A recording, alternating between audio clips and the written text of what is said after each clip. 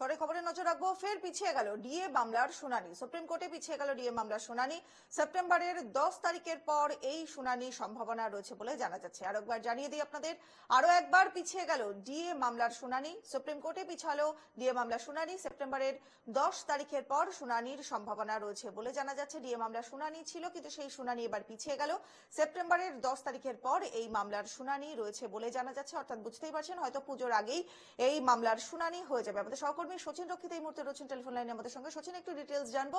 DA মামলার শুনানি আরো একবার পিছিয়ে গেল, এই মামলার শুনানি বারংবার পিছিয়ে যাচ্ছে, কারণ কি? রনিতা, দেখো, মূলত রাজ্যে যারা কর্মচারী রয়েছেন, যারা মূলত সুপ্রিম কোর্টের দ্বারস্থ হয়েছিলেন যে তাদেরকে তাদেরকে ডিএটা কেন্দ্রীয় হারে দিয়ে দিতে হবে, তেমনটাই কিন্তু তাদের দাবি ছিল, আবেদন ছিল সুপ্রিম কোর্টের কাছে। এবং সেই আবেদনে কিন্তু কার্যত সুপ্রিম কোর্টের থেকে নির্দেশ দেওয়া হয়েছিল যে 25% ডিএ কিন্তু দিতে হবে রাজ্য সরকারি কর্মচারীদের আপাতত। রাজ্যের তরফ থেকে পুনরায় আরো একবার আবেদন করা হয় সুপ্রিম কোর্টের কাছে, যাতে রাজ্যকে 6 মাসের অতিরিক্ত সময় দেওয়া হয়। যে নির্দিষ্ট সময় বেঁধে দিয়েছিল সুপ্রিম কোর্ট, সেই সময়ের ভিত্তিতে আরো 6 মাস অতিরিক্ত সময় চাইছিল রাজ্য, এবং সেই মর্মেই কিন্তু সুপ্রিম কোর্টের দ্বারস্থ হয়েছিল রাজ্যের তরফ থেকে।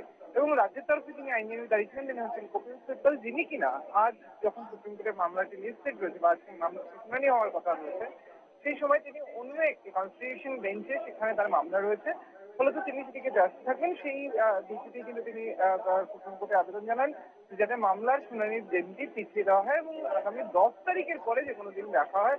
এবং তার এই আবেদন কিন্তু মঞ্জুর করা হয়েছে সুপ্রিম কোর্টের তরফ থেকে। এবং আজকে এই যে মামলার কথা শুনানি হওয়ার কথা ছিল, সেই শুনানি কিন্তু আজ হচ্ছে না।